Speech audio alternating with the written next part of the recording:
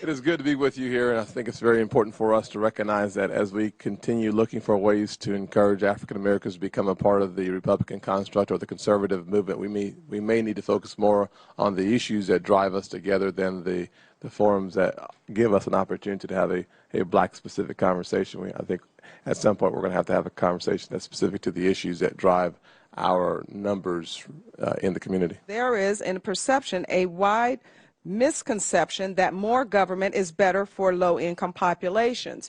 But the reality is less government, whether in retirement, health care, education, green earth, labor laws such as minimum wage and Davis-Bacon Act would disproportionately benefit low-income Americans. Why is the misconception so embraced, and why such mistrust of individual liberty and personal responsibility? I guess I've had the opportunity to experience it from both sides, and one of the things that I had to be taught was that I was not a lost child needing some help from some very liberal, well-meaning, well-intentioned big government coming to solve my problems. Growing up in a single-parent household, living in abject poverty, and having the opportunity to successfully flunk out of high school in the 9th grade really helped me reach my conclusion that the more government came to help me, the less individually responsible I was going to be for myself.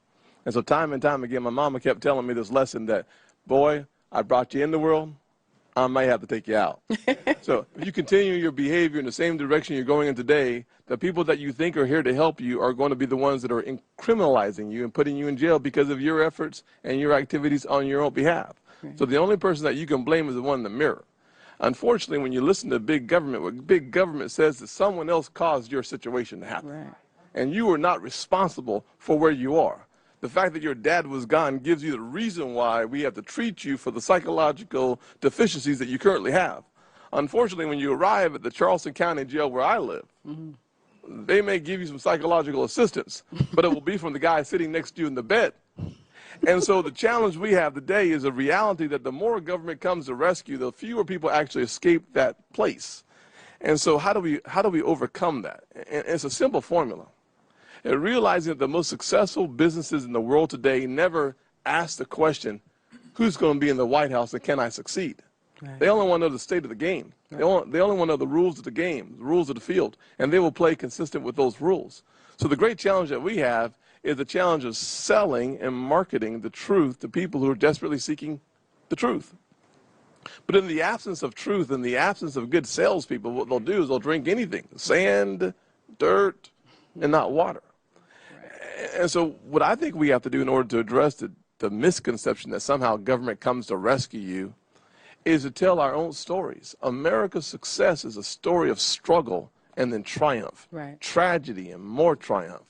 The only way you get something for nothing is from the government. And the only way that actually works out for you is when you realize that the something you're getting for nothing is an absolute chain around your wrist that leads you in the direction that they want you to go. So it's really not something for nothing.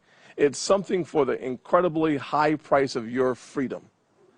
And that great challenge that we have to overcome is a challenge that has been mixed in this stew for so long that it is now inseparable for so many people in their conscience. I can't separate how I can be successful without the government. Right, right. We think the guy at the White House is going to solve our problems.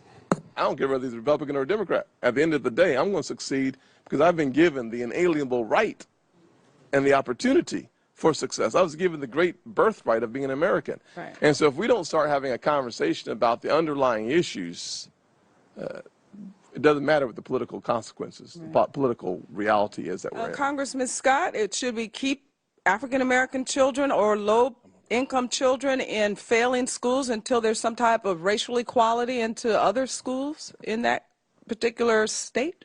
Of course not. Let me say this. As a state legislator, for 2 years, I fought for the school choice legislation to free kids from schools that are impoverished and having low results, because the bottom line is you can't get a good education if you can't get a good education, and the unions in the education world are more committed to the structure of education than they are to the child. And the only way to solve the problem is a very simple concept here. If you don't vote for the future of our children, we ought not vote for you. Well, yeah. I don't care whether you're black, white, Republican or Democrat. At the end of the day, until we start saying that the child is the future and vote consistent with that child's future, it doesn't matter.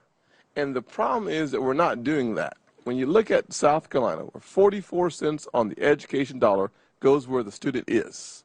That means 56 cents on the dollar goes to fund the apparatus around the kid.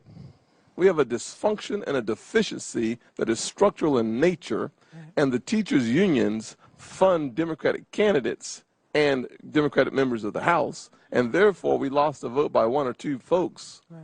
And the caucus, unfortunately, in my state, voted for the continuation of a poor educational choice and a poor educational outcome and future spending in government because they refuse to give the average child in a poor neighborhood a quality education. Yes.